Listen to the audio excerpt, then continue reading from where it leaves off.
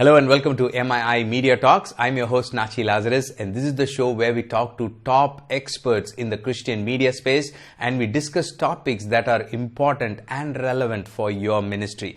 Today we are talking about the new normal and what that means for you as a ministry. Today we answer very important questions. First, we try to understand what this new normal is.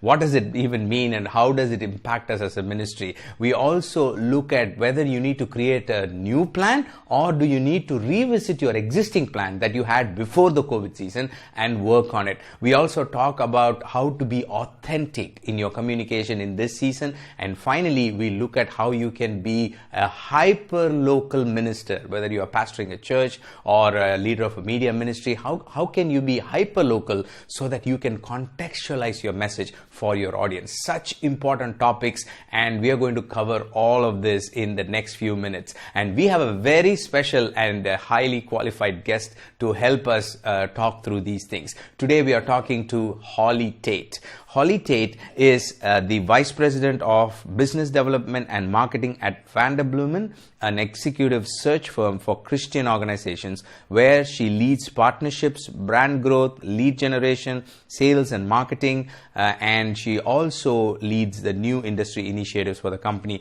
She's an international speaker and has spoken in conferences including Push Pay Summit, Texas Ministry Conference, That Church Conference, and many, many more. And she is the member of Forbes Communication Council and was named the ThornRainer.com Young Influencer list in February 2016, And in her spare time, Holly loves spending time with her husband, Elliot, and their dog, Scraps. It was a great pleasure for me to interview Holly for this show. Here is my interview with Holly Tate. Holly, welcome to the Media Talks. Thank you so much for taking the time to be here for MII Media Talks. Let us know how you got to doing what you're doing now.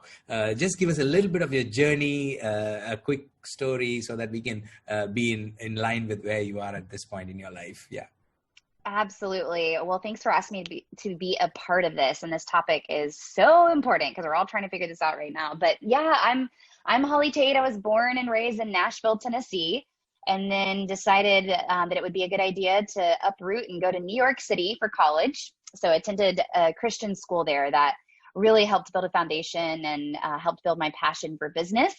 So I spent 4 years in New York City before getting my first job out of college in Dallas. And I was selling national radio advertising. So I was literally selling air, Natchi, selling air. And I realized pretty quickly that my favorite part about that job was talking to the decision makers. So whether that was the business owner or the head of marketing about their marketing strategies. I loved hearing what they were thinking about, what was working and what wasn't. Well, one of those business owners that I was calling on to try to sell them radio advertising was William Vanderbloemen. And he had just started a company about a year before that. And I thought that he was talking to me because he wanted to buy my radio advertising, but turned out he was looking for somebody to help him build his growth team. So at the time, he's a sales CEO. Typically in organizations, you're more your CEO or your president or your pastor, whoever that might be for you that's listening, is either a sales oriented or operations oriented. William is definitely that sales CEO. So he was the salesperson and the marketing person, and he needed somebody to help him with that. And so I came on board in 2012. So that was 8 years ago. And we were less than 10 team members at the time. I think I was like the 6th or 7th hire, and really helped build the marketing and sales and business development strategy from the ground up. And now here we are 8 years later for me, 10 years later as a company in 2020. And we've gotten to serve churches and nonprofits and Christian schools all over the world. So 48 of the 50 states in the US and then 10 countries around the world. And what we do is executive search. So if any organization is looking for a new team member, typically at that executive level, we go in and we help them with that. But as a part of that, I also do some marketing and business development consulting and coaching with organizations like MII. And it's just a blessing. So I live in Houston now. That was kind of a long way to say I live in Houston with my husband, Elliot. We've been married for, this will be 7 years. 2020 will be 7 years for us. And we have about a 7-year-old dog. I always like to joke with people about that. But yeah, his name is Scraps, and we love him very much. So that's our little world here in Houston. That's fantastic. Yeah, and talking about this journey, and today in 2020, we are in the middle, as we are having this conversation, there's news about COVID numbers going up all over the world. Still, we are talking about lockdowns after 3 months. So I just want to transition nicely into the topic and talk about this new normal. I mean, as someone who's been in 10 years in this industry, looking at all these organizations, what are you seeing, Holly? What is going on? What is the new normal? Help us understand this. Yes. Well, I mean, you nailed it. I mean, your state and India and my state here in the US are both seeing huge spikes in cases and hospitalizations. So as we're doing this interview today, it's really something I think all of us, especially if we're entrepreneurial people like you and I are, it's easy to want to deny that it's still a reality and could perhaps be getting worse right now. So it's a weird time. It's a scary time, lots of fear. So that's what I'm seeing. We've seen many churches start to try to reopen and then actually have to close down again in certain states, like here in the US, like Texas and Florida and Georgia, that are that reopened and are now seeing spikes in cases. So really what I'm seeing, Natchi, is the organizations that, and if we specifically kind of talk about churches right now, the organizations that I'm seeing that really transitioned well into this time were those that already had the online system set up. So the organizations that already had online giving, the organizations that already had some sort of online church. And that looked different for a lot of different churches. Some of it was, a full online church, like our friend Jay Cranda helps facilitate at Saddleback, or whether it was just streaming their services live on Sunday morning. But those were the churches that transitioned the easiest into shutdown, those that already had those systems set up. So what we're seeing is that the most savvy churches are prepared to, and they're leading their teams in a way to think about, if we were only online for the foreseeable future, what would that look like? So it's almost like leading a dual organization of building a team to manage that online, or whether it's a Christian school or whether it's a church. We got to be prepared for both. I know there's a lot of Christian colleges that are also thinking about that. They're getting ready for classes in person, but also online. And so lots of dual planning right now as folks try to figure out this new normal. Yeah. And I also want to focus on many of the people who are listening to us are from media ministry background. I mean, we've got media ministry leaders who are listening to us, media ministry teams who are listening to us. And these are people trying to help people. They're trying to reach out to people, serve people. I mean, give them something, even it could be a message of hope or something. So, and suddenly this whole, they had a strategy before March. And they had probably this 2020 plan, which went out of the window. So, so what should they do, Holly? Should they let go of their entire plan and start rethinking? Because we all thought in the last 2 months, everything will get sorted out. We can go back to our plan, but looks like that's not going to happen. That's why I want to talk about this new normal. So should we take our old plan and rework on it? Because you're a strategist, you help lots of organizations, you coach them on reworking strategies. So what do? Do you keep the old plan and work on it? You want to come up with a new plan? You want to do a hybrid? How do you go about it? How should the media ministries think about this whole exercise? I'm so glad you brought up that question, Natchi, because if you're a media ministry listening today, this is your time to shine. You're already set up for success in a time where people cannot gather in person, because you're either broadcasting through satellite or on television in some way, you're broadcasting through radio in some way. Hopefully you're thinking about or already have migrated to a digital media strategy. This is your time to shine. I think, Natchi, the biggest place where Media Ministries can grow and need to focus on right now is that engagement component of driving people to one-on-one conversations. There is no shortage of content. I don't know about you, but my husband and I like to watch, TV at night, and there are many nights where we spend 30 minutes just scrolling through. And I'm like, what are we doing? Because there's so much, it's decision fatigue. There's too much. Yeah. The problem is that we don't need more content. We need more people driving people into community online, especially in a time right now. I mean, Natchi, you're in lockdown in India. I'm in lockdown here in Texas. We are yearning for interpersonal connection. And when we can't do that in person, we have to do that online. So I would encourage Media Ministries, don't think about creating more content. Think about how you can drive people from engaging in that content to online community. And that's going to look different for every organization. That might be starting a Facebook group. That might be driving them to one-on-one conversation in Facebook Messenger. That might be building a weekly Zoom call. I mean, it could look like a million different things, but that is where Media Ministries are already set up for this time as far as creating the content. Now it's just a matter of creating space for intentional community online. That's what I would encourage everybody to think about. So with that, I mean, I really think it's a hybrid approach. So, and in my job at Vanderbloemen, we had a content calendar, we had our topics set. If we were to barrel through that plan during COVID-19, we would come across as completely tone deaf.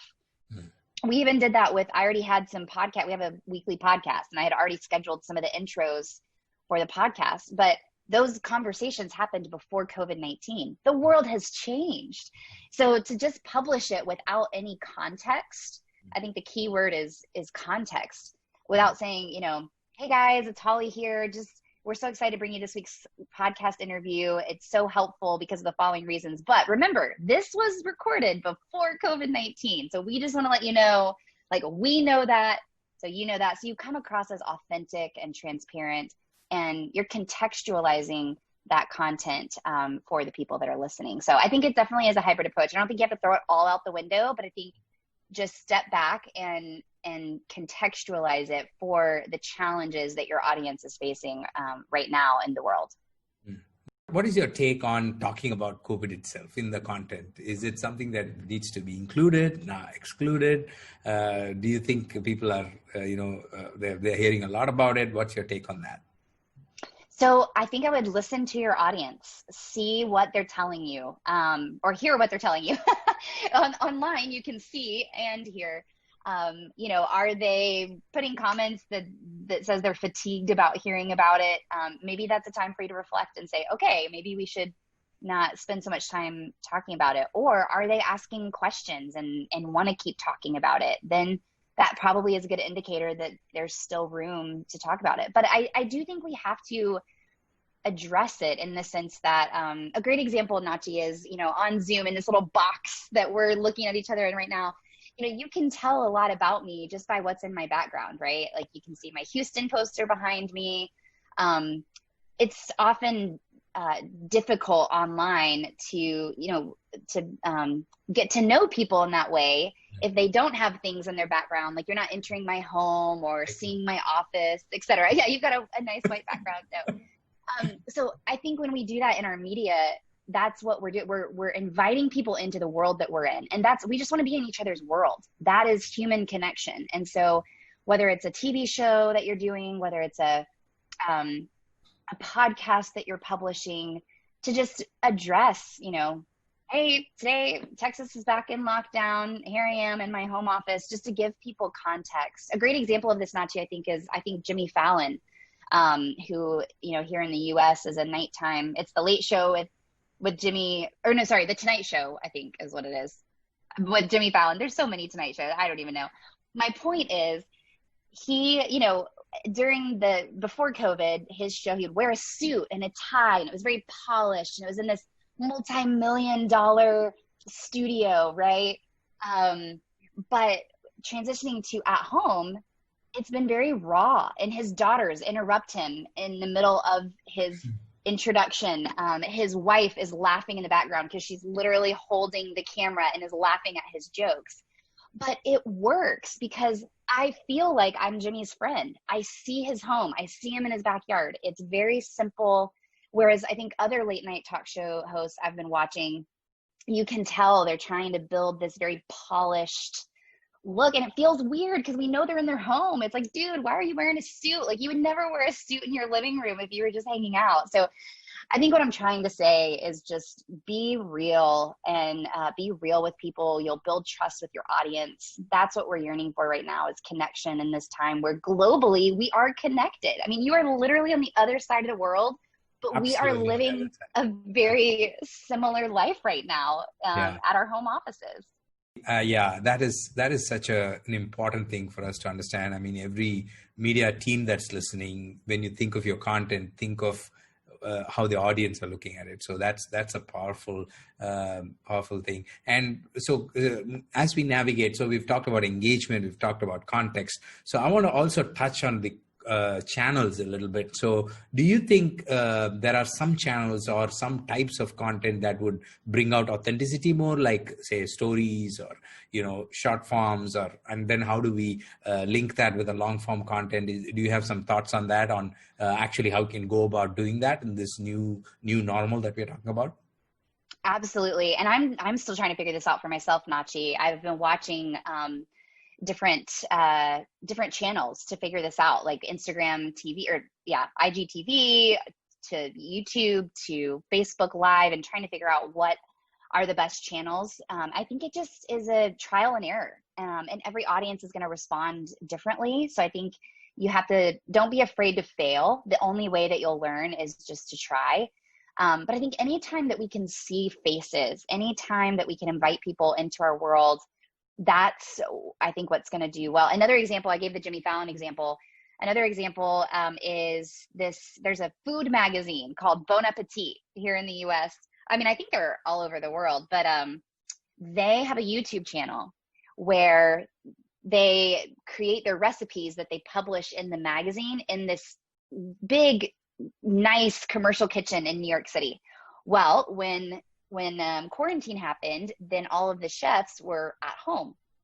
It was amazing. And they got more views because I got to see this chef in their home kitchen, and it looked messy, just like mine. And I got to see what their favorite pots and pans were. And I got to see how they stored their spices in their cabinet.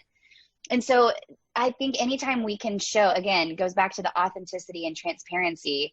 Don't worry about, I've seen some organizations put like the virtual backgrounds behind them because they're trying to keep that polished look. Don't worry about it. Be you. You've built an audience, and they follow you because of the trust that you've built and the message that you're sharing. So yeah, I think Facebook Live is a great way to do that. But I would make it engaging. I wouldn't just preach at people. I would take their questions. I would, because you can see them there and say, hey, Kim is asking this question, and Kim gets to feel like she can have a conversation with you. So I think Facebook is a great opportunity to do that, or Instagram, IGTV, at the same thing. You can see their comments and react to them. Whereas YouTube is probably better for more recorded content, where there's not going to be as much engagement. You can stream live to YouTube, but it's harder to interact with people there. So I think it just matters. It's more of what your goal is. But those are a few channel thoughts. It's definitely a good question to ask.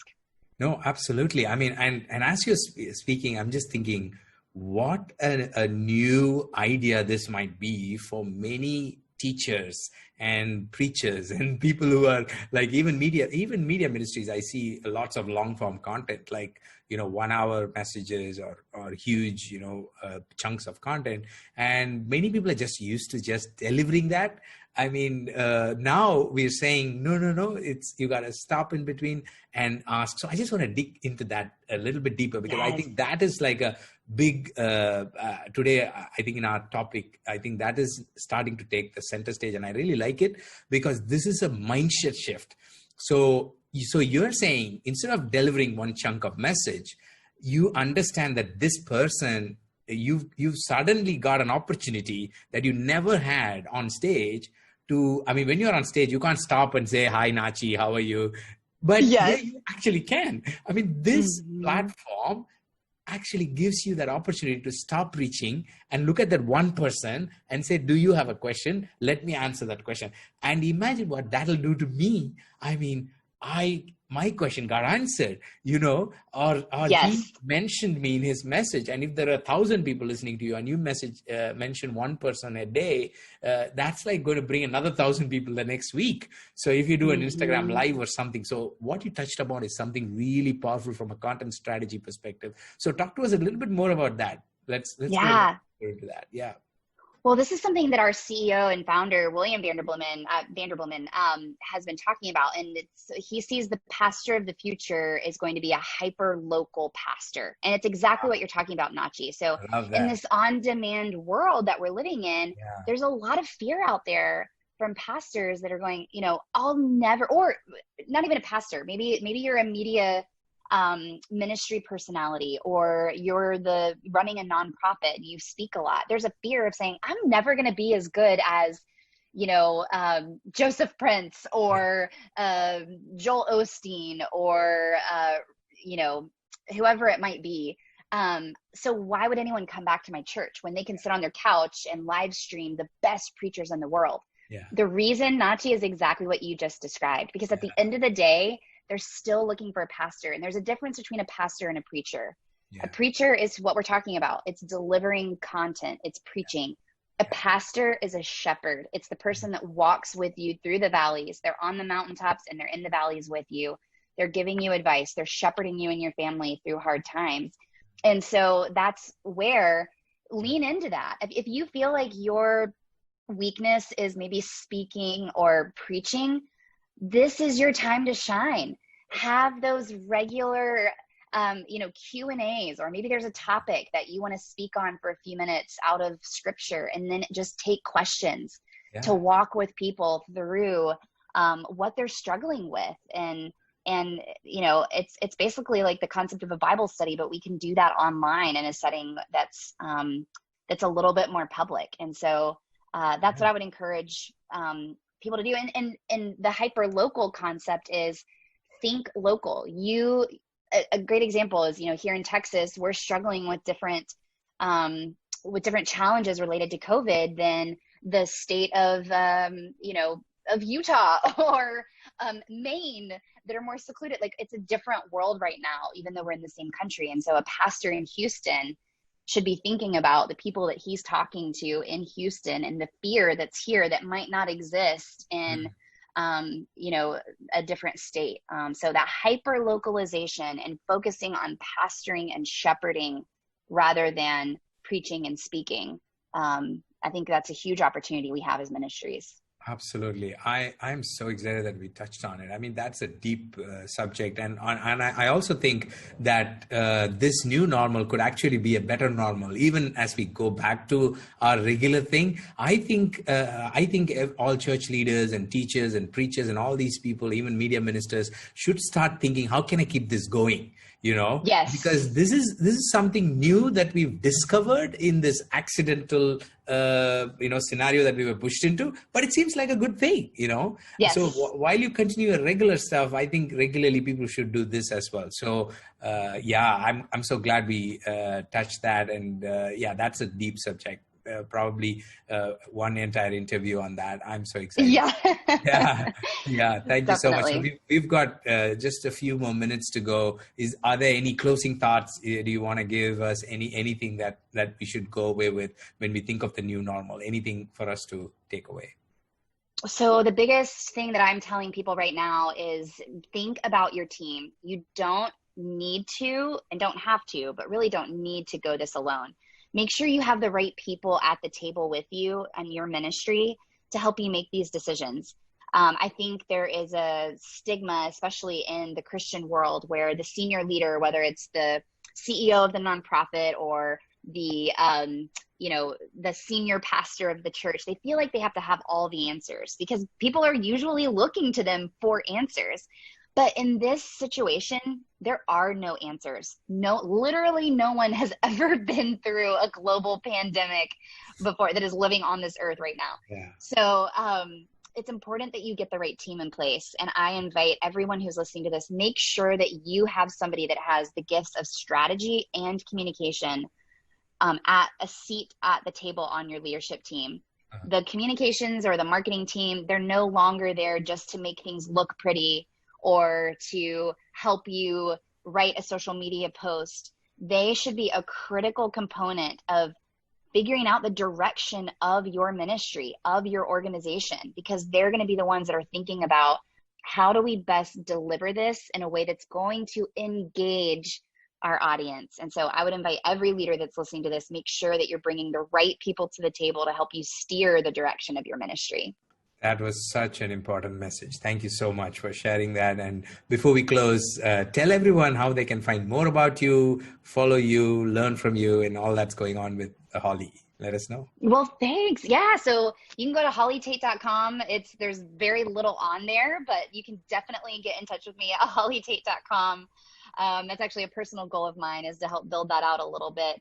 But I'm usually so busy, probably like you. I mean, your website's amazing, but helping other organizations that I forget to work on my own website. And then at Vanderbloemen, you can definitely check us out at vanderbloemen.com. I'm on all the social medias as Holly Tate. So really easy to find, but hollytate.com is probably the best place to go to get in touch or follow me on social media.